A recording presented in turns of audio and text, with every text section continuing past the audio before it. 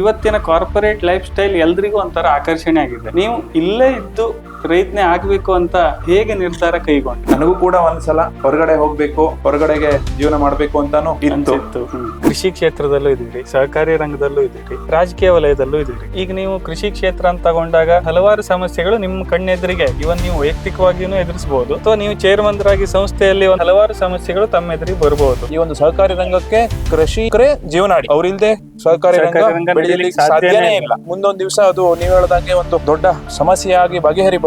ಈ ಮಾಡರ್ನ್ ಟೆಕ್ನಾಲಜಿಯಲ್ಲಿ AI, digital banking ನಗರಗಳಲ್ಲಿ ಇದನ್ನೆಲ್ಲ ಕಾಣಬಹುದು. ಹಳ್ಳಿ ಅಂತ ಬಂದ್ರೆ ಇದು ಸ್ವಲ್ಪ ದೂರನೇನೋ ಅಂತ ಹೇಳ್ಬಹುದು. ಇದನ್ನ ನೀವು ಸಹಕಾರಿ ರಂಗದಲ್ಲಿ ಯಾವ ರೀತಿಯಾಗಿ ಕಾರ್ಯರೂಪಕ್ಕೆ ತರಲಿಕ್ಕೆ ಇಷ್ಟಪಡ್ತೀರಿ? ರೈತನ ಇವಾಗ ಜಮೀನಲ್ಲಿ ಕೂತ್ಕೊಂಡು ಕೂಡ ಹಣವನ್ನ ವಿನಿಮಯ ಮಾಡಬಹುದು. ಆದ್ರೂ ಕೂಡ ನಾವು ಎಲ್ಲ ಸಹಕಾರಿ ರಂಗದ ಮುಖಂಡರ ಹತ್ರನೋ ಅಲ್ಲ ಮತ್ತೆ ಸಂಘ ಸಂಸ್ಥೆಗಳ ಹತ್ರ ವಿಚಾರ ಮಾಡಿ ಇನ್ನೂ ಏನೇನು ಅದರಲ್ಲಿ ಪರಿಶೀಲನೆ ಮಾಡಬೇಕು, ಮಾಡಿ ಪ್ರಗತಿ ಏನೇನು ತರಬೇಕು ತರುವಂತದ್ರ ಬಗ್ಗೆ ವಿಚಾರ ಮಾಡ್ತೇವೆ.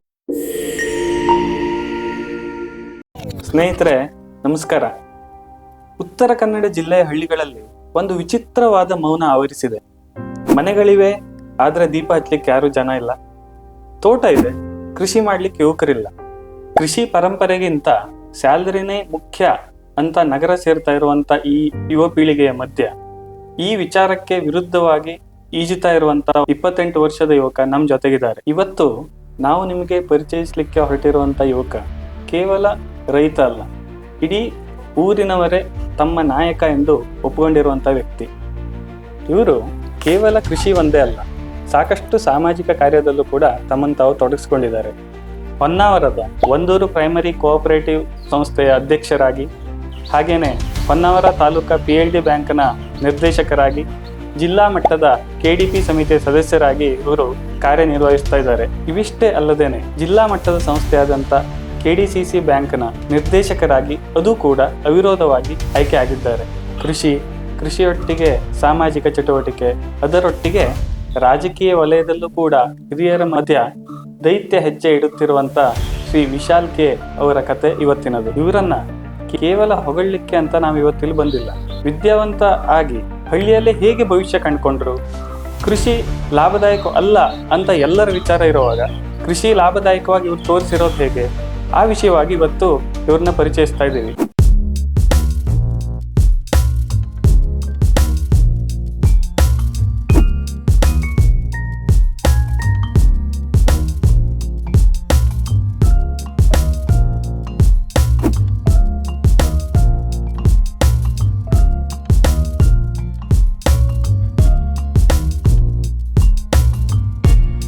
ಚಲವ್ರೆ, ಕಾರ್ಯಕ್ರಮಕ್ಕೆ ಸ್ವಾಗತ.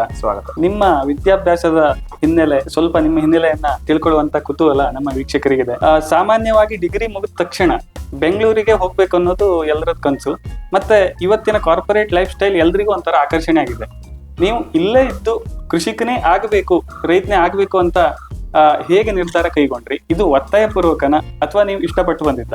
ನಾನು ಮೊಟ್ಟ ಮೊದಲಿಗೆ ಈ ನಿಮ್ಮ ನೆಲಸರಿ ಮೂಲಕವಾಗಿ ಎಲ್ಲ ವೀಕ್ಷಕರಿಗೆ ನಮಸ್ಕಾರವನ್ನ ತಿಳಿಸ್ತಾ, ಈಗ ನೀವೇನ ನನ್ನ ಹತ್ರ ಕೇಳಿದಿರಿ, ಆ ರೀತಿಯಾಗಿ ನಾನೇನು ಸಾಧನೆಯನ್ನು ಕೂಡ ಮಾಡಲಿಲ್ಲ, ನನ್ನ ಮನಸ್ಸಲ್ಲೂ ಕೂಡ ಇಲ್ಲ. ಈಗ ನಾನು ನನ್ನ ಹಿನ್ನೆಲೆಯನ್ನು ಹೇಳಬೇಕು ಅಂದ್ರೆ ಅದೇನು ತುಂಬಾ ದೂರವಾದದ್ದು ಅಲ್ಲ. ನಾನು ಮೊದಲನೇದಾಗಿ ನನ್ನ ಪ್ರಾಥಮಿಕ ವಿದ್ಯಾಭ್ಯಾಸವನ್ನೆಲ್ಲ ಇಲ್ಲೇ ಹುಟ್ಟೂರಿನಲ್ಲಿ ಮುಗಿಸ್ಕೊಂಡು, ಅದಾದ ನಂತರ ನನ್ನ ಹೈಸ್ಕೂಲ್ ಜೀವನವನ್ನ ಇಲ್ಲೇ ಹೊನ್ನಾವರದ ನ್ಯೂ ಇಂಗ್ಲಿಷ್ ಸ್ಕೂಲ್ನಲ್ಲಿ ಮುಗಿಸಿ, PUC ಶಿಕ್ಷಣವನ್ನು ಕೂಡ ಇಲ್ಲೇ ಹೊನ್ನಾವರದ SDM ಕಾಲೇಜ್ನಲ್ಲೇ ಪಡ್ಕೊಂಡೆ. PUC ಯಲ್ಲಿ ಕಾಮರ್ಸ್ ಮಾಡಿದ್ದೆ. ಅದಾದ ನಂತರ ನಾನು ಡಿಗ್ರಿಯನ್ನ BCom ಆಗಿ ತೆಗೆದುಕೊಂಡು ಉಡುಪಿಯ ಪೂರ್ಣಪ್ರಜ್ಞಾ ಈವ್ನಿಂಗ್ ಕಾಲೇಜಲ್ಲಿ 2015ರಿಂದ 18 ಈ 3 ವರ್ಷ ಇದ್ದೆ. ಅದ್ರ ಜೊತೆಯಲ್ಲಿ ನಾನು CA ಇಂಟರ್ಮೀಡಿಯೇಟ್ ಅನ್ನು ಕೂಡ ವಿದ್ಯಾಭ್ಯಾಸ ಮಾಡ್ತಾ ಇದ್ದೆ. ತದನಂತರ 2018ರಲ್ಲಿ ನಮ್ಮ ತಂದೆಯವರು ದೈವಾಧೀನರಾದ ಕಾರಣ ನಾನು ಊರಿಗೆ ಬರ್ಬೇಕಾಯ್ತು. ನಮ್ಮ ತಂದೆಯವರು ಕೂಡ ಅಪ್ಪಟ ಕೃಷಿಕರೇ, ನಮ್ಮ ಕುಟುಂಬನೇ ಕೃಷಿ ಕುಟುಂಬ. ನಮ್ಮ ತಂದೆಯವರು ಸಹ ಸಹಕಾರಿ ರಂಗದಲ್ಲಿ ಬೆಳೆದು ಬಂದವರೇ. ಅವರು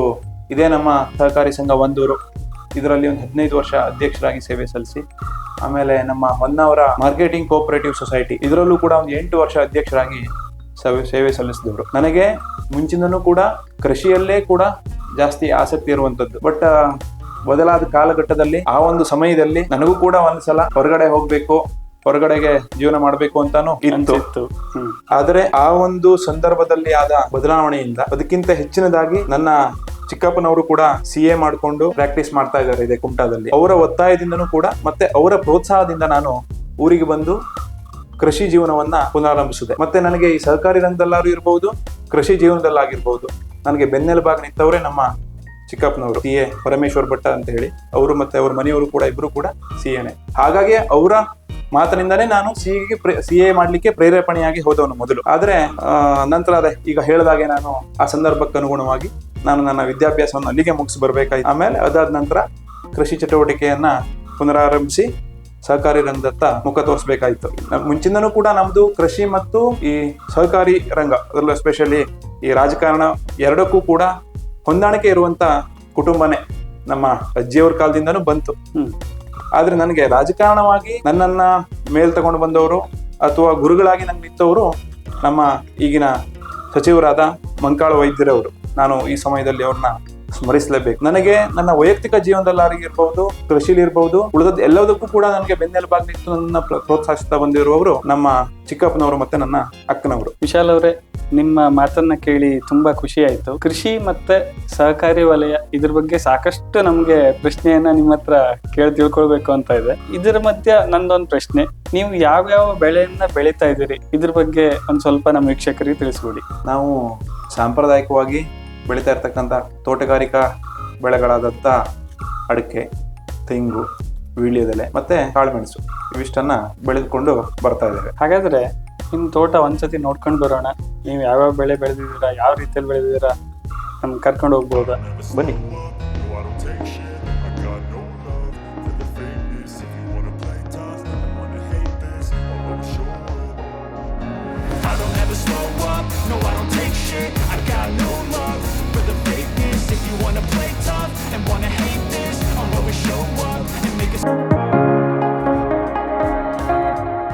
ವಿಶಾಲ್ ಅವರೇ, ನೀವು ಕೃಷಿ ಕ್ಷೇತ್ರದಲ್ಲೂ ಇದ್ದೀರಿ, ಸಹಕಾರಿ ರಂಗದಲ್ಲೂ ಇದ್ದೀರಿ, ರಾಜಕೀಯ ವಲಯದಲ್ಲೂ ಇದ್ದೀರಿ.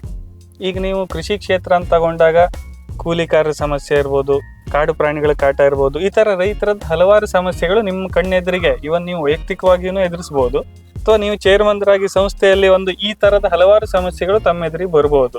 ಇದಕ್ಕೆ ನಿಮ್ಮ ಉತ್ತರ ಏನು? ಈಗ ನೀವು ಕೇಳಿದಾಗೆ ಯಾವುದೇ ಕ್ಷೇತ್ರದಲ್ಲೂ ಕೂಡ ನನ್ನ ಪ್ರಕಾರ ಸಾಧಕ ಬಾಧಕಗಳನ್ನುವಂಥದ್ದು ಇರುವಂಥದ್ದು ಸಹಜ. ಅದೇ ರೀತಿಯಾಗಿ ಈಗ ಇಂದು ಕೂಡ ಈ ಸಾಂಪ್ರದಾಯಿಕವಾದಂಥ ಬೆಳೆ, ಈ ಅಡಿಕೆ, ತೆಂಗು, ವೀಳ್ಯದೆಲೆ ಇವೆಲ್ಲ ಈ ನಮ್ಮ ಪ್ರದೇಶದಲ್ಲಿ ಇದಕ್ಕೆ ಮುಂಚಿಂದನೂ ಕೂಡ ಸಮಸ್ಯೆಗಳಿವೆ. ಬಟ್ ಆ ಒಂದು ಕಾಲಘಟ್ಟದಲ್ಲಿ ಅದನ್ನ ರೈತರ ನಿರ್ವಹಣೆ ಮಾಡುವವರು ನಿರ್ವಹಿಸಿಕೊಂಡು ಅದೇ ರೀತಿ ಬಂದಿದ್ದಾರೆ. ಅದೇ ರೀತಿಯಾಗಿ ನೀವು ಹೇಳ್ದಂಗೆ ಇತ್ತೀಚಿನ ದಿವಸದಲ್ಲಿ ಈ ಒಂದು ಕಾಡು ಪ್ರಾಣಿಗಳು, ಅದರಲ್ಲಿ ಈ ಕೋತಿ, ಮಂಗಗಳ ಹಾವಳಿ ಅಂತೂ ಯಥೇಚ್ಛವಾಗಿ ಈ ನಮ್ಮ ಅಡಿಕೆ ಬೆಳೆ ಮತ್ತೆ ಅದರಲ್ಲೂ ವಿಶೇಷವಾಗಿ ತೆಂಗಿನ ಮೇಲೆ ಬಹಳ ಪ್ರಭಾವ ಬೀರ್ತಾ ಇದೆ. ಅದೇ ರೀತಿಯಾಗಿ ಕೂಲಿ ಕೂಡ ಆ ಒಂದು ಪ್ರದೇಶಕ್ಕೆ ಸೀಮಿತವಾಗಿ, ನನ್ನ ಅನಿಸಿಕೆಯ ಪ್ರಕಾರ ಆ ಒಂದು ಪ್ರದೇಶಕ್ಕೆ ಸೀಮಿತವಾಗಿ ಕೂಲಿಕಾರ ಸಮಸ್ಯೆ ಇದೆ. ಈಗ ಇಲ್ಲಿ ನಮ್ಮ ಕೃಷಿ ಪ್ರದೇಶದ ಬಗ್ಗೆ ಹೇಳಬೇಕು ಅಂದ್ರೆ ಇಲ್ಲಿ ಕೂಲಿಕಾರರ ಸಮಸ್ಯೆ ನಮಗಿಲ್ಲ. ಪಾಪ ಎಲ್ಲರೂ ಬಂದು ಆ ಸಮಯದಲ್ಲಿ ಕೃಷಿಗೆ ಯಾವ ಟೈಮಲ್ಲಿ ಏನೇನು ಬೇಕೋ ಅದನ್ನೆಲ್ಲ ನಿರ್ವಹಣೆ ಮಾಡಿಕೊಡ್ತಾ ಇದ್ದಾರೆ. ಆದರೆ ಈಗ ನೀವು ಹೇಳಿದಾಗೆ ನಾವು ಒಂದು ಸಹಕಾರಿ ರಂಗದ ವಿಚಾರವಾಗಿ ತಗೊಂಡು ಕೃಷಿ, ಯಾಕಂದ್ರೆ ಈ ಒಂದು ಸಹಕಾರಿ ರಂಗಕ್ಕೆ ಕೃಷಿಕರೇ ಜೀವನಾಡಿ, ಅವರಿಲ್ಲದೆ ಸಹಕಾರಿ ರಂಗ ಬೆಳೆಯಲಿಕ್ಕೆ ಸಾಧ್ಯನೇ ಇಲ್ಲ. ಈಗ ಮುಂದೊಂದು ದಿವಸ ಅದು ನೀವು ಹೇಳ್ದಂಗೆ ಒಂದು ದೊಡ್ಡ ಸಮಸ್ಯೆಯಾಗಿ ಬಗೆಹರಿಬಹುದು. ಈಗ ಕೆಲವೊಂದಿಷ್ಟು ಸೊಸೈಟಿಗಳು ಅಥವಾ ಏಜೆನ್ಸಿಗಳಿವೆ, ಒಂದಿಷ್ಟು ಹೊರಗುತ್ತಿಗೆಯಲ್ಲಿ ಈಗೇನು ಸರ್ಕಾರಕ್ಕೆ ನೌಕರರನ್ನ ನೀಡ್ತಾರೋ ಅದೇ ರೀತಿಯಾಗಿ ಒಂದು ಏಜೆನ್ಸಿಗಳಿವೆ. ಅವರು ಒಂದಿಷ್ಟು ಜನ ಕೂಲಿಕಾರರನ್ನ ಇಟ್ಟುಕೊಂಡು ನಿರ್ವಹಣೆ ಮಾಡಿ ಅಲ್ಲಿ ಹೋಗಿ ಈ ದೊಡ್ಡ ದೊಡ್ಡ ಕ್ಷೇತ್ರ ಇರುವಂತ ರೈತರನ್ನ ಅಪ್ರೋಚ್ ಮಾಡಿ ಅವರಿಗೆ ಆ ಸಮಯದಲ್ಲಿ ಏನೇನು ಕೆಲಸಗಳಾಗಬೇಕು ಅದನ್ನೆಲ್ಲ ನಿರ್ವಹಣೆ ಮಾಡಿಕೊಂಡು ಬಂದಿದ್ದಾರೆ. ಹಾಗೆ ಆ ರೀತಿಯಾದಂಥ ಏನಾದ್ರು ಒಂದಿಷ್ಟು ಯೋಜನೆಗಳನ್ನ ತಗೊಂಡು ಬರ್ಬೋದು. ಅದನ್ನು ತಗೊಂಡು ಬಂದ್ರೆ ಕೂಲಿ ಸಮಸ್ಯೆಗಳನ್ನ ಬಗೆಹರಿಸ್ಕೊಳ್ಬಹುದು ಹೇಳುವಂಥದ್ದು ಯೋಜನೆಗಳಿವೆ. ನೋಡೋಣ, ಈಗ ನಾವು ಈ ಒಂದು ಸಹಕಾರ ರಂಗಕ್ಕೆ ಏನು ಬಂದು ಬಹಳ ದಿವಸ ಆಗಲಿಲ್ಲ, ಏನೊಂದು 2-3 ವರ್ಷ ಅಷ್ಟೇ ಆಯ್ತು. ಇನ್ನು ಮುಂದೆ ಹೋದಾಗೆ ನಮ್ಮ ಹಿರಿಯರ ಜೊತೆಗೋ ದೊಡ್ಡ ದೊಡ್ಡ ಕೃಷಿಕರ ಜೊತೆಗೋ ಎಲ್ಲರ ಜೊತೆಗೆ ನಾವು ವಿಚಾರ ಮಾಡಿ ವಿನಿಮಯ ಮಾಡಿಕೊಂಡು ಎಲ್ಲ ರೀತಿಯಾದಂಥ ಸಮಸ್ಯೆಗಳಿಗೆ ಸ್ಪಂದಿಸುವಾಗೆ ಪ್ರಾಮಾಣಿಕವಾಗಿ ಪ್ರಯತ್ನವಂತೂ ನಾನು ಮಾಡ್ತೇನೆ ಅಂತ ಈ ಸಮಯದಲ್ಲಿ ಹೇಳಲಿಕ್ಕೆ ಇಷ್ಟಪಡ್ತೇನೆ. ಇವತ್ತು ಈ ಮಾಡರ್ನ್ ಟೆಕ್ನಾಲಜಿಯಲ್ಲಿ AI, ಡಿಜಿಟಲ್ ಬ್ಯಾಂಕಿಂಗು, ಮೆಕನೈಸೇಷನ್, ಈ ತರ ನಗರಗಳಲ್ಲಿ ಇದನ್ನೆಲ್ಲ ಕಾಣಬಹುದು. ಹಳ್ಳಿ ಅಂತ ಬಂದ್ರೆ ಇದು ಸ್ವಲ್ಪ ದೂರನೇನೋ ಅಂತ ಹೇಳ್ಬಹುದು. ಇದನ್ನ ನೀವು ಸಹಕಾರಿ ರಂಗದಲ್ಲಿ ಯಾವ ರೀತಿಯಾಗಿ ಕಾರ್ಯರೂಪಕ್ಕೆ ತರಲಿಕ್ಕೆ ಇಷ್ಟಪಡ್ತೀರಿ? ಈಗ ರೈತರು ಕೂಡ ಪರಿಣಿತರೆ, ಅವರಿಗೆ ಬೇಕಾದಂತ ಜ್ಞಾನ ಅಲ್ಲ ಇದೆ. ಡಿಜಿಟಲೈಸೇಷನ್ ಆಗಿ ಈ ಒಂದು ಮೊಬೈಲ್ ಬಳಕೆನೋ ಸಾಫ್ಟ್ವೇರ್ ಬಳಕೆನೋ ಬಂದು ಬಹಳಷ್ಟು ವರ್ಷಗಳಾಯ್ತು. ಇವಾಗ ಇವನ್ ಎಲ್ಲರೂ ಕೂಡ ಟಚ್ ಸ್ಕ್ರೀನ್ ಫೋನ್ ಅನ್ನೇ ಬಳಸ್ತಾರೆ. ಮತ್ತೆ ಎಲ್ಲರಿಗೂ ಕೂಡ ಈ ಒಂದು ಫೋನ್ ಪೇನ, ಗೂಗಲ್ ಪೇನ ಎಲ್ಲ QR ಕೋಡ್ ಅದ್ರ ಬಗ್ಗೆ ಅರಿವಿದೆ. ಇವಾಗ ನಾವು ವಿಶೇಷವಾಗಿ ಅದ್ರ ಬಗ್ಗೆ ಒತ್ತು ಕೊಡಬೇಕು ಅಂತದ್ದೇನೂ ಇಲ್ಲ. ಆದ್ರೂ ಕೂಡ ಕೆಲವೊಂದ್ಸಲ ಈ ಒಂದು ಸರ್ಕಾರದ ಯೋಜನೆಗಳು ಅವರು ಇಂತಿಷ್ಟು ದಿವಸದಲ್ಲಿ ಕಾಲಮಿತಿ ಕೊಟ್ಟದನ್ನ ನೀವು ಮುಗಿಸ್ಬೇಕು ಅಂತ ಹೇಳ್ತಾರೆ. ಅವಾಗ ಡಾಕ್ಯುಮೆಂಟೇಶನ್ ಅನ್ನ ಮಾಡುವಂಥದ್ದು ಬಹಳ ಕಷ್ಟಕರನೂ ಹೌದು. ಅದ್ರ ಸಲುವಾಗಿ ಈಗ ನಾವು ಆಲ್ರೆಡಿ ಎಲ್ಲ ಸಂಘ ಸಂಸ್ಥೆಗಳು ಕೂಡ ಅವನ್ನ ನಾವು ಸಾಫ್ಟ್ ಕಾಪಿ ಇಟ್ಕೊಳ್ಳೋದು ದತ್ತಾಂಶಗಳನ್ನ ಆಲ್ರೆಡಿ ಮಾಡಿಬಿಟ್ಟಿದ್ದೇವೆ, ಮಾಡ್ತಾನೂ ಇದ್ದೇವೆ. ಅದೇ ರೀತಿಯಾಗಿ ಬ್ಯಾಂಕಿಂಗ್ ಕ್ಷೇತ್ರದಲ್ಲಾದ್ರೂ ಬಂತು. ಈಗ ಮುಂಚೆ ಇತ್ತು, ರೈತ ಅಡಿಕೆ ಸೋಲ್ದಾಗ ತೆಂಗು ಬೆಳೆಯನ್ನು ಕೊಟ್ಟಾಗ ಹೋಗ್ಕೊಂಡು ಈ ದಲಾಲಿಯವನು ದುಡ್ಡು ಕೊಟ್ಟಾಗ ತಗೊಂಡೋಗಿ ಸಾಲ ಮರುಪಾವತಿ ಮಾಡೋದು ಅಥವಾ ಠೇವಣಿ ನೀಡೋದಾಗಿತ್ತು. ಅವ್ರು ಇವಾಗ ಹಾಗಲ್ಲ. ಅವರು ಕೂಡ ಎಲ್ಲ ಸಂಘ ಸಂಸ್ಥೆಗಳಲ್ಲೂ ಕೂಡ ಪಿಗ್ಮಿನ, RDನ, ಮಗದೊಂದು ಎಲ್ಲ ಬೇಕಾದಂಥ ಯೋಜನೆಗಳಿವೆ. ಎಲ್ಲರೂ ಕೂಡ ಅವ್ರಿಗೆ ಫೋನ್ ಪೇ ಮಾಡೋದಾ, ಗೂಗಲ್ ಪೇ ಮಾಡೋದಾ ಎಲ್ಲ ಮೊಬೈಲಲ್ಲೇ ಕೂತ್ಕೊಂಡು ರೈತನ ಇವಾಗ ಜಮೀನಲ್ಲಿ ಕೂತ್ಕೊಂಡು ಕೂಡ ಹಣವನ್ನ ವಿನಿಮಯ ಮಾಡಬಹುದು. ಹಾಗಾಗಿ ಅದ್ರ ಬಗ್ಗೆ ವಿಶೇಷವಾದಂಥದ್ದು ಏನೂ ಇಲ್ಲ. ಆದ್ರೂ ಕೂಡ ನಾವು ಎಲ್ಲ ಸಹಕಾರಿ ರಂಗದ ಮುಖಂಡರ ಹತ್ರನೋ ಅಲ್ಲ ಮತ್ತೆ ಸಂಘ ಸಂಸ್ಥೆಗಳ ಹತ್ರ ವಿಚಾರ ಮಾಡಿ ಇನ್ನೂ ಏನೇನು ಅದರಲ್ಲಿ ಪರಿಶೀಲನೆ ಮಾಡಬೇಕು, ಮಾಡಿ ಪ್ರಗತಿ ಏನೇನು ತರುವಂಥದ್ರ ಬಗ್ಗೆ ವಿಚಾರ ಮಾಡ್ತೇವೆ. ಕೆಲವ್ರೆ, ವೀಳ್ಯದೆಲೆ ಕೃಷಿ ಲಾಭದಾಯಕವ ಹೇಗೆ, ಅದ್ರ ಬಗ್ಗೆ ನಮ್ಗೊಂದು ಸ್ವಲ್ಪ ತಿಳಿಸ್ಕೊಡ್ಬೋದಾ? ಕೃಷಿಯಲ್ಲಿ ಲಾಭನೂ ಇದೆ, ನೆಮ್ಮದಿನೂ ಇದೆ. ಬಟ್ ಅದನ್ನ ನಾವು ಹುಡ್ಕೊಳ್ಳೋ ರೀತಿ ಸರಿಯಾಗಿರ್ಬೇಕು ಅಷ್ಟೇ. ವೀಳ್ಯದೆಲೆ ಹೇಳುವಂಥದ್ದು ಲಾಭದಾಯಕನೂ ಹೌದು. ಬಟ್ ಕೆಲವೊಂದಿಷ್ಟು ಸಮಯದಲ್ಲಿ ಅದಕ್ಕೆ ರೇಟ್ ಬರ್ತದೆ, ಕೆಲವೊಂದಿಷ್ಟು ಸಮಯದಲ್ಲಿ ಅದೆಲ್ಲ ಈ ಒಂದು ಹವಾಮಾನದ ಮೇಲೆ ಡಿಪೆಂಡ್ ಆಗಿರುವಂಥದ್ದು. ಈಗ ಈ ವರ್ಷಕ್ಕೆ ನಾವು ಹೋಲಿಸಿದ್ರೆ ಹೋದ ವರ್ಷ ಭಾಳ ಒಳ್ಳೆ ಅದಕ್ಕೆ ಈ ಸಮಯದಲ್ಲಿ ಒಳ್ಳೆ ರೇಟು ಇತ್ತು. ಈಗನಕ್ಕಿಂತ ಹೆಚ್ಚಿಗೆ ಲಾಭನೂ ಪಡಿಬಹುದಿತ್ತು. ಬಟ್ ಒಂದು ವರ್ಷ ಲಾಭ ಬರ್ತದೆ, ಇನ್ನೊಂದು ವರ್ಷ ಲಾಭ ಬರುವುದಿಲ್ಲ ಅಂತ ಹೇಳಿ ನಾವು ಅದನ್ನ ನಿರ್ವಹಣೆ ಮಾಡುವುದರಲ್ಲಿ ಹೆಚ್ಚು ಕಡಿಮೆ ಆದ್ರೆ ಅವಾಗ ನಾವು ಪೂರ್ತಿ ಕೈ ಸುಟ್ಕೊಳ್ಬೇಕಾಗ್ತದೆ. ಮತ್ತೆ ಇನ್ನೊಂದು ಅಂದ್ರೆ ವೀಳ್ಯದೆಲೆ ನಮ್ಮ ಈ ಕಡೆಗೆ ಕರಾವಳಿ ಪ್ರದೇಶದಲ್ಲಿ ಹೆಚ್ಚಿನದಾಗಿ ಬೆಳೆಯುವಂತದ್ದು. ಇಲ್ಲಿ ವೀಳ್ಯದೆಲೆ ಅದು ಒಂದು ನಮ್ಮ ತೋಟದ ಪ್ರಗತಿಯ ಸೂಚ್ಯಂಕ ಅಂತಾನು ಹೇಳ್ತಾರೆ ನಮ್ಮ ಹಳೆಬರು. ಯಾಕಂದ್ರೆ ವೀಳ್ಯದೆಲೆ ಯಾವಾಗ ಬಳ್ಳಿ ಬಾಡ್ತೋ ಅವಾಗ ತೋಟಕ್ಕೆ ನೀರು ಕೊಡುವಂತದ್ದು. ಈ ನಿಮ್ಮ ಮಲೆನಾಡಿನ ಘಟ್ಟದ ಪ್ರದೇಶಗಳಲ್ಲಿ ನೀರಾವರಿ ವಿಶೇಷವಾಗಿ ಇರೋದಿಲ್ಲ. ಬಟ್ ನಮ್ಮ ಇಲ್ಲಿ ಹೇಗೆ ಕೇಳಿದ್ರೆ ನಾವು ಒಂದು 5 ದಿವಸಕ್ಕೆ ಒಂದ್ಸಲ ಆದ್ರೂ ಕನಿಷ್ಠವಾಗಿ ಒಂದು ನೀರಾವರಿಯನ್ನು ಮಾಡ್ಲೇಬೇಕು. ಈ ವೀಳ್ಯದೆಲೆ ಹೇಳುವಂತದ್ದು ನೀರಾವರಿ ಸೂಚ್ಯಂಕ ಅದು. ಅವಾಗ ಬಳ್ಳಿ ಹೇಳುವಂತದ್ದು ಬಾಡ್ತದೋ ಅವಾಗ ನೀರ್ ಕೊಡ್ಬೇಕು. ಅದೇ ರೀತಿಯಾಗಿ ನಾವು ನೀರ್ ಕೊಟ್ಟದ್ದು ಹೆಚ್ಚಾದ್ರೂ ಕೂಡ ಬಳ್ಳಿಗಳು ಸ್ವಲ್ಪ ಹಣ್ಣಾಗಿ ಕೊಳೆತೋಗಿ ಉದುರ್ಲಿಕ್ಕೆ ಕೂಡ ಸ್ಟಾರ್ಟ್ ಆಗ್ತದೆ. ಹಾಗಾಗಿ ಮತ್ತೆ ವೀಳ್ಯದೆಲೆ ತೋಟದಲ್ಲಿದ್ರೆ ಒಂದು ರೀತಿ ಸಮೃದ್ಧಿಯಾದಂತ ವಾತಾವರಣ ಕೂಡ ನಮ್ಗೆ ಆ ಸಮಯದಲ್ಲಿ ಬರ್ತದೆ. ಸಾಮಾನ್ಯವಾಗಿ ಇವತ್ತು ವೀಳ್ಯದೆಲೆ ದರ ಯಾವ ರೀತಿಯಾಗಿ ನಿಗದಿ ಆಗುತ್ತೆ, ಯಾವ ತರ ಇದೆ? ಇವಾಗ ಒಂದು 2-3 ವರ್ಷಗಳಿಂದ ಹೇಳಿದಾಗೆ ವಾತಾವರಣದ ಮೇಲೆ ಬೆಳೆ ಡಿಪೆಂಡ್ ಆಗಿರುವಂತದ್ದು, ಬೆಳೆಗಳ ಮೇಲೆ ದರ ನಿಗದಿ ಆಗಿರುವಂತದ್ದು. ಅದು ನಮ್ಮ ಇಲ್ಲಿ ಬೆಲ್ಟಿನ ಎಲೆಗಳಿಗಿಂತ ಈ ಬಯಲು ಸೀಮೆಗಳಲ್ಲಿ ಯಾವ ರೀತಿ ಅವರು ಎಲೆ ಮಾಡ್ತಾರೋ, ಅವರು ಅಲ್ಲಿ ಚಪ್ಪರದ ರೀತಿಯಲ್ಲಿ ಒಂದು ನಮ್ ಕಡೆಗೆ ಅಡುಗೆಗೆ ಬಳಸ್ತಾರಲ್ಲ ಬಸ್ಲೆ ಅಂತ ಹೇಳಿ, ಅದೇ ರೀತಿಯಾದಂತ ಆ ರೀತಿಯಾಗಿ ವೀಳ್ಯದೆಲೆ ಕೃಷಿಯನ್ನು ಮಾಡ್ತಾರೆ ಅವರು. ಅಲ್ಲಿ ಅವರ ಬೆಳೆ ಮೇಲೆ ಇಲ್ಲಿ ರೇಟು ನಿಗದಿ ಆಯ್ಕೊಂಡು ಉಂಟು. ಹತ್ತತ್ರ ಕಟ್ಟಿಗೆ 70 ರೂಪಾಯಿ, 80 ರೂಪಾಯಿ, 100 ರೂಪಾಯಿವರೆಗೂ ಕೂಡ ಹೋಗಿದ್ದುಂಟು. ನಿಮ್ದು ಅಡಿಕೆ ಇರ್ಬೋದು, ತೆಂಗು ಇರ್ಬೋದು, ವೀಳ್ಯದೆಲೆ ಈ ರೀತಿಯಾಗಿ ಎಲ್ಲಾ ಉತ್ಪನ್ನವನ್ನು ತಗೊಂಡ್ರೆ ವಾರ್ಷಿಕವಾಗಿ ಸರಿಸುಮಾರು ಎಷ್ಟು ಆದಾಯವನ್ನ ಗಳಿಸ್ತಾ ಇದ್ದೀರಿ? ನಾನು ಹೇಳ್ದಾಗೆ ನಮ್ಗೆ ವಾರ್ಷಿಕ ಆದಾಯ ಹೇಳುವಂತದ್ದು ಫ್ಲಕ್ಚುವೇಟಿಂಗ್ ಇದೆ ಕೃಷಿಯಲ್ಲಿ. ನನಗೆ ಅಂತಲ್ಲ, ಕೇಳಿದ್ರು ಕೂಡ ಫ್ಲಕ್ಚುವೇಟಿಂಗ್ ಇರ್ತದೆ, ಬೆಳೆ ಮೇಲೆ ಡಿಪೆಂಡ್. ಈ ವರ್ಷ ಅಂತ ಅಡಿಕೆ ಬೆಳೆನೂ ಕೂಡ ಬಹಳ ಕಡಿಮೆ ಇದೆ. ವರ್ಷದ 40% ಬೆಳೆ ಇರಬಹುದು. ಈಗ ನಿಮ್ಮ ಮಲೆನಾಡು ಘಟ್ಟದ ಪ್ರದೇಶದಲ್ಲಿ ಎಲೆ ಚುಕ್ಕಿ ರೋಗನು ಕೂಡ ತೀವ್ರಗತಿಯಲ್ಲಿ ಕಂಡು ಬಂದಿದೆ ಅಂತ ಅನಿಸ್ತದೆ. ಬಟ್ ನಮ್ಗೆ ಇನ್ನು ಇಲ್ಲಿ ದೇವರ ದಯದಿಂದ ಆ ರೋಗ ಆ ಪ್ರಮಾಣದಲ್ಲಿ ಹಬ್ಕೊಂಡಿಲ್ಲ. ಆದ್ರೆ ಫಸಲು ಮಾತ್ರ ಬಹಳ ತೀರಾ ಕಡಿಮೆ ಇದೆ ಈ ವರ್ಷ. ಹೌದು, ಈ ಸಲ ಬಹಳ ಕಡಿಮೆ ಇದೆ. ನಾವು ಎಲ್ಲಾ ರೀತಿಯಾಗಿ ಮಿಶ್ರ ಬೆಳೆ ಮಾಡ್ತಾ ಇದ್ದೇವೆ. ಹಾಗಾಗಿ ನಮ್ಗೆ ಎಷ್ಟು ಆದಾಯ ಬರ್ತದೆ, ಇಂತಿಷ್ಟೇ ಬರ್ತದೆ ಅಂತ ಹೇಳುದು ಕಷ್ಟ. ಬಟ್ ಬರ್ತದೆ. ಎಕರೆಗೆ ಸಾಮಾನ್ಯವಾಗಿ ಇಲ್ಲೆಲ್ಲ ಒಂದು 12 ಕ್ವಿಂಟಲ್ ಅಡಿಕೆ ಇಳುವರಿ ಬರ್ತದೆ. ಈಗ ನಾನು ಕೃಷಿಯೊಂದಿಗೆ ಮತ್ತೆ ಸಹಕಾರಿ ರಂಗ ಅಥವಾ ನಿಮ್ಮ ಇತರೆ ಇದಕ್ಕೆ ವಾಪಸ್ ಬರ್ತೀನಿ ವಿಷಯಗಳಿಗೆ. ಈಗ ಸಹಕಾರಿ ರಂಗ ಇರ್ಬೋದು, ರಾಜಕೀಯ ಇರ್ಬೋದು, ಹೆಚ್ಚಾಗಿ ಸಾಕಷ್ಟು ಹಿರಿಯರು ಇರ್ತಾರೆ. ರೈತರ ಸಮಸ್ಯೆಗಳಿಗೆ ಅಲ್ಲಿ ನೀವೊಂದು ಉತ್ತರಿಸ್ಲಿಕ್ಕೆ ಹೊರಟಾಗ ನಿಮ್ಗೆ ನಿಮ್ಮ ಒಂದು ಒಪಿನಿಯನ್ ಅನ್ನ ಎಲ್ಲರೂ ಒಪ್ತಾರ ಅನ್ನೋದು ಒಂದನೇ ಪ್ರಶ್ನೆ. ಎರಡನೇದು, ಈ ಜನರೇಷನ್ ಗ್ಯಾಪ್ ಅನ್ನೋದೊಂದಿರುತ್ತೆ. ಅಂದ್ರೆ ಅವ್ರು ಸಾಕಷ್ಟು ಹಿರಿಯರು ಇರ್ತಾರೆ, ನೀವು ಇಷ್ಟು ಚಿಕ್ಕ ವಯಸ್ಸಿಗೆನೆ ನೀವು ಅಧ್ಯಕ್ಷರಾಗಿದ್ದೀರಿ ಒಂದು ಸಹಕಾರಿದು. ಇದನ್ನ ಯಾವ ರೀತಿಯಾಗಿ ಸಮತೋಲನ ಮಾಡ್ತೀರಿ? ನಾನು ನಿಮ್ಗೆ ಈ ಮೊದಲೇ ಹೇಳ್ದಂಗೆ ನಮ್ಮ ಕುಟುಂಬ ಹೇಳುವಂಥದ್ದೇ ಸಹಕಾರಿ ರಂಗದಲ್ಲಿ ಕೆಲಸ ಮಾಡ್ಕೊಂಡು ಬಂದಿರುವಂಥದ್ದು. ನಮ್ಮ ತಂದೆಯವರು ಕೂಡ ಸಹಕಾರಿ ರಂಗದಲ್ಲೇ ಕೆಲಸ ಮಾಡ್ಕೊಂಡು ಬಂದವರು. ಅದೇ ರೀತಿಯಾಗಿ ನಾನು ಕೂಡ ಇದರಲ್ಲಿ ಉತ್ಸಾಹವನ್ನು ಕಂಡುಕೊಂಡು ಸಹಕಾರಿ ರಂಗಕ್ಕೆ ಪಾದಾರ್ಪಣೆ ಮಾಡಿದೆ. ನೀವು ಕೇಳಿದಾಗೆ ನನಗೆ ಈಗ ನಾನು ಏನೋ ಒಂದು ನಿರ್ಣಯವನ್ನು ತಗೊಳ್ಬೇಕಿದ್ರೆ ಹಿರಿಯರು ಒಪ್ತಾರೋ ಆ ರೀತಿಯ ವಿಚಾರಗಳಿಗೆ ನನ್ನ ಉತ್ತರ ಏನು ಅಂದರೆ, ನಾನು ಹೇಳೋದಕ್ಕಿಂತ ಈ ಒಂದು ನಾನು ರಾಜಕೀಯ ಕ್ಷೇತ್ರದಲ್ಲಿ ನಾವು ಅನ್ನುವಂಥ ಮನೋಭಾವನೆ ನಮಗೆ ಯಾವತ್ತೂ ಕೂಡ ಇರಬೇಕು. ಹಾಗಿದ್ದಾಗ ಮಾತ್ರ ಇದು ಒಬ್ಬರಿಂದ ಆಗುವಂಥದ್ದಲ್ಲ. ಇದು ಸಾಮೂಹಿಕವಾಗಿ ಪಣ ತೊಟ್ಟರೆ ಮಾತ್ರ ಯಾವುದೇ ಕೆಲಸ ಕೂಡ ಆಗ್ತದೆ. ನಾವು ನಿರ್ಣಯ ಮಾಡಬೇಕಿದ್ರೆ ಹಿರಿಯರ ಜೊತೆಗೋ ಅಥವಾ ನಮ್ಮ ಉಳಿದ ನಿರ್ದೇಶಕರ ಜೊತೆಗೋ ಹಿರಿಯ ಸಹಕಾರಿಗಳ ಜೊತೆಗೋ ಅದಕ್ಕೆ ಸಂಬಂಧಪಟ್ಟ ಒಂದು ಸಲಹೆಗಾರರ ಜೊತೆಗೋ ತೀರ್ಮಾನ ಮಾಡಿಕೊಂಡೇ ನಾವು ಮೀಟಿಂಗ್ ಅನ್ನ ಮಾಡ್ತೇವೆ. ಎಲ್ಲರಿಗೆ ಏನ್ ಅಭಿಪ್ರಾಯ ಉಂಟು ಅಂತ ವಿಚಾರಗಳನ್ನ ಮಾತ್ರ ನಾವು ತಗೊಳ್ತೇವೆ. ಹಾಗಾಗಿ ನನಗೆ ಇಲ್ಲಿವರೆಗೆ ಆ ರೀತಿಯಾದಂತ ಸಮಸ್ಯೆಗಳು ಜನರೇಷನ್ ಗ್ಯಾಪ್ ಅಂತ ಅನಿಸ್ಲಿಲ್ಲ. ಯಾಕಂದ್ರೆ ನಮ್ಗೆ ಇಲ್ಲಿನ ಹಿರಿಯರೇ ಮತ್ತೆ ಹಿರಿಯ ಸಹಕಾರಿಗಳು ಆಯ್ತು, ಅದೇ ರೀತಿಯಾಗಿ ಊರಿನ ಹಿರಿಯರು ಅಥವಾ ಆ ಕಡೆ ಈ ಕಡೆ ಊರಿನ ಹಿರಿಯರೇ ಕೂಡ ನಮ್ಗೆ ಪ್ರೋತ್ಸಾಹ ಕೊಟ್ಟು ನಮ್ಮನ್ನ ಇಲ್ಲಿಗೆ ತಗೊಬಂದಿದ್ದು, ನಾವು ಬಂದಿದ್ದಲ್ಲ. ಅವ್ರು ನಮ್ಗೆ ಉತ್ಸಾಹ ಕೊಟ್ಟಿದ್ದಕ್ಕಾಗ್ಲಿ, ಅವ್ರು ಪ್ರೋತ್ಸಾಹ ಕೊಟ್ಟಿದ್ದಕ್ಕಾಗ್ಲಿ ನಾವು ಇವತ್ತು ಈ ಜಾಗದಲ್ಲಿ ನಿಂತ್ಕೊಂಡಿದ್ದೇವೆ ಅಂತ ನನ್ನ ಅನಿಸಿಕೆ. ಹಾಗಾಗಿ ನಾವು ಯಾವ್ದು ಮಾಡ್ಬೇಕಿದ್ರು ಅವ್ರಿಗೆ ಒಂದು ವಿಚಾರ ಕೇಳ್ಬೇಕಿದ್ರು. ನಾವು ಮನೇಲಿ ಯಾವ್ದಾದ್ರು ಒಂದು ಡಿಸಿಷನ್ ತಗೊಳ್ಬೇಕಿದ್ರೆ ಹಿರಿಯರ ಹತ್ರ ಕೇಳ್ತೇವೆ. ಅದೇ ರೀತಿಯಾಗಿ ಎಲ್ಲರಿಗೂ ಕೂಡ ಹಿತವಾಗುವಂತದ್ದು, ಎಲ್ಲರಿಗೂ ಬೇಕಾದ ರೀತಿಯಲ್ಲಿ ನಾವು ನಿರ್ಣಯಗಳನ್ನು ತಗೊಂಡ್ರೆ ಏನು ಕೂಡ ಸಮಸ್ಯೆ ಬರುವುದಿಲ್ಲ ಅಂತ ನನ್ನೊಂದು ಭಾವನೆ. ಇವತ್ತಿನ ದಿವಸದಲ್ಲಿ ಹಳ್ಳಿಗಳು ವೃದ್ಧಾಶ್ರಮಗಳಾಗಿ ಬದಲಾಗ್ತಾ ಇದೆ ಅನ್ನೋದೊಂದು ಮಾತಿದೆ. ಆ ರೀತಿಯಾಗಿ ಸಂದರ್ಭನೂ ಕೂಡ ಇದೆ.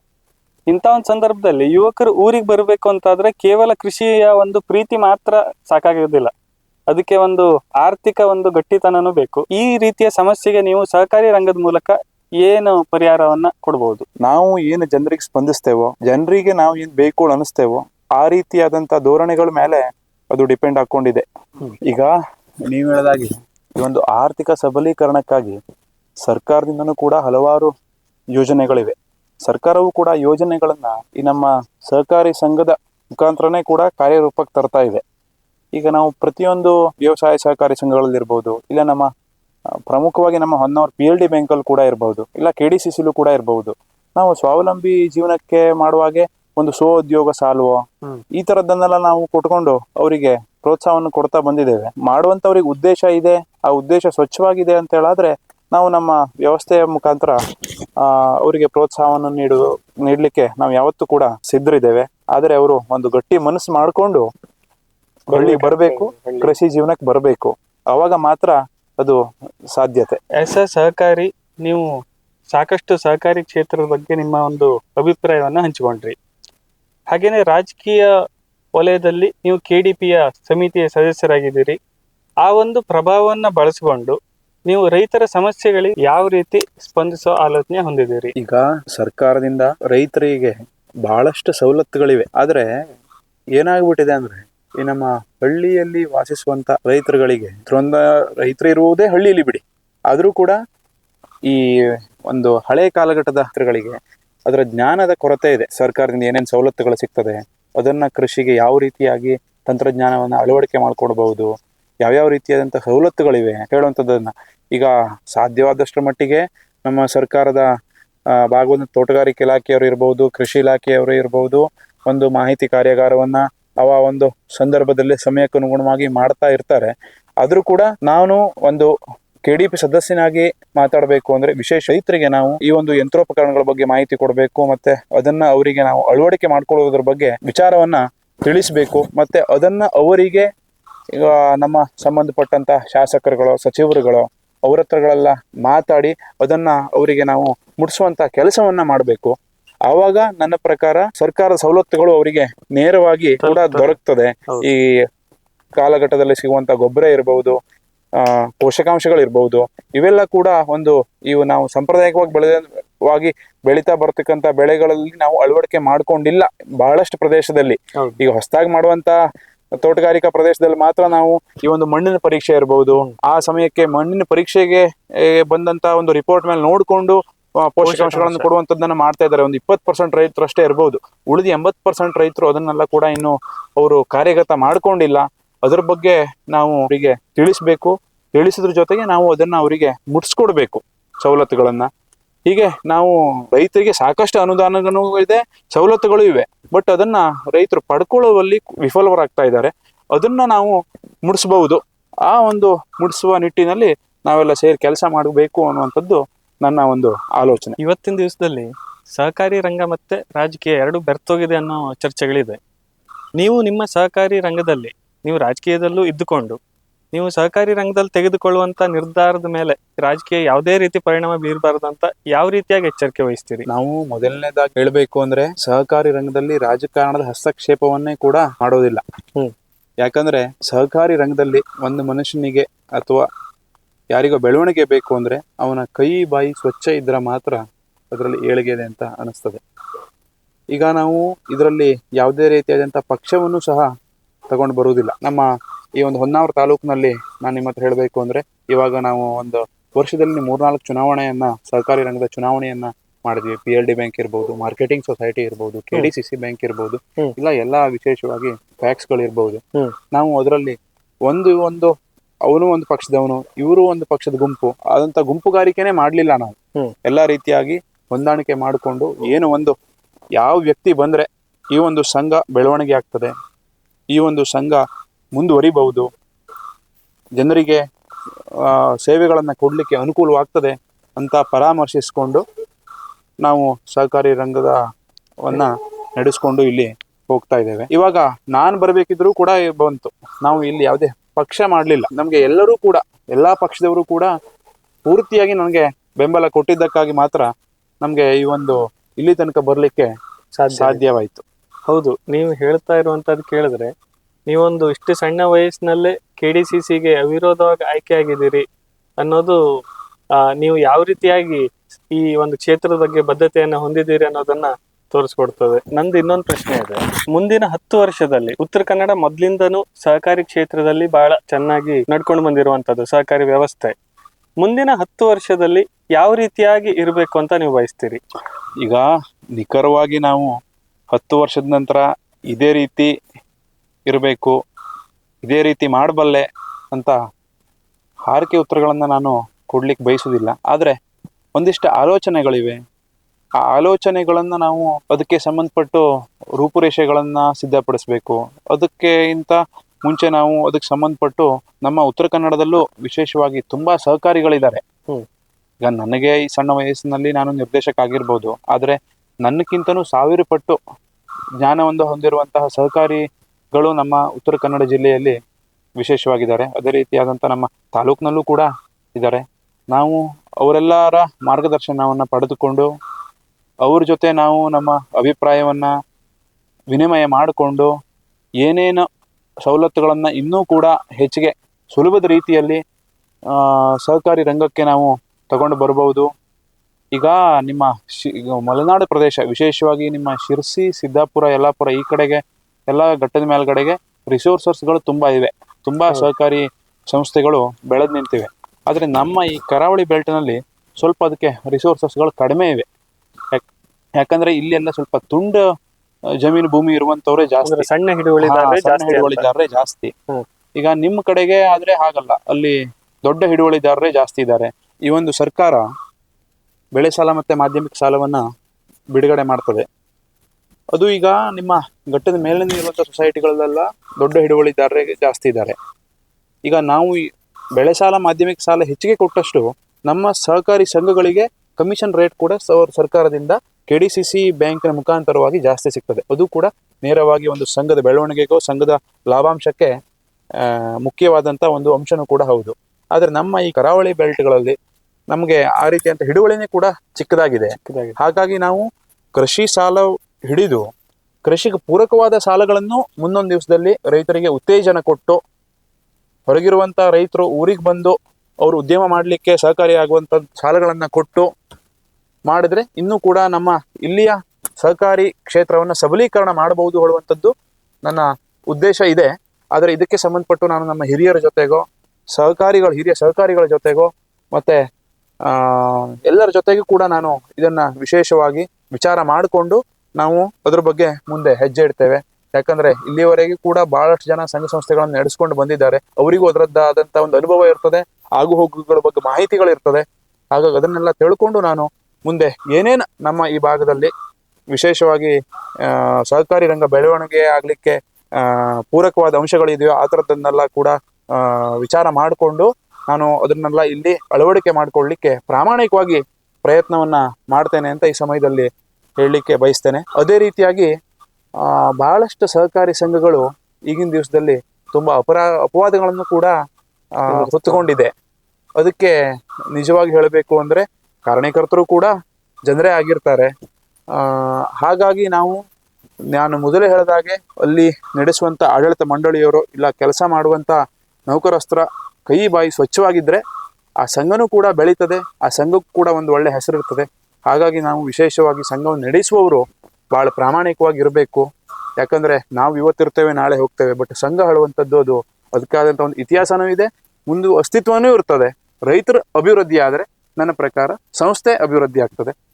ಸಂಸ್ಥೆ ಅಭಿವೃದ್ಧಿ ಆದರೆ ನನ್ನ ಪ್ರಕಾರ ಅಲ್ಲಿನ ಒಂದು ಸಹಕಾರಿ ರಂಗನೂ ಕೂಡ ಅಭಿವೃದ್ಧಿ ಆಗ್ತದೆ ಅಂತ ನಾನು ಈ ಸಮಯದಲ್ಲಿ ಹೇಳಲಿಕ್ಕೆ ಬಯಸ್ತೇನೆ. ವಿಶಾಲ್ ಅವರೇ, ನಿಮ್ಮದು ಕೇವಲ ಭರವಸೆ ಅಲ್ಲ, ವಾಸ್ತವದ ನೆಲೆಗಟ್ಟಿನ ಮೇಲೆ ನಿಂತಿರುವಂತ ಯೋಜನೆಗಳು, ಅಭಿಪ್ರಾಯಗಳು, ಹಿರಿಯರ ಅನುಭವ, ನಿಮ್ಮಂತ ಯುವ ನಾಯಕತ್ವ ಸೇರಿದ್ರೆ ಯಾವ ಕ್ಷೇತ್ರವನ್ನು ಕೂಡ ಬೆಳೆಸಬಹುದು ಅನ್ನೋದಕ್ಕೆ ನಿಮ್ಮದೇ ಒಂದು ಉದಾಹರಣೆ ಇದೆ.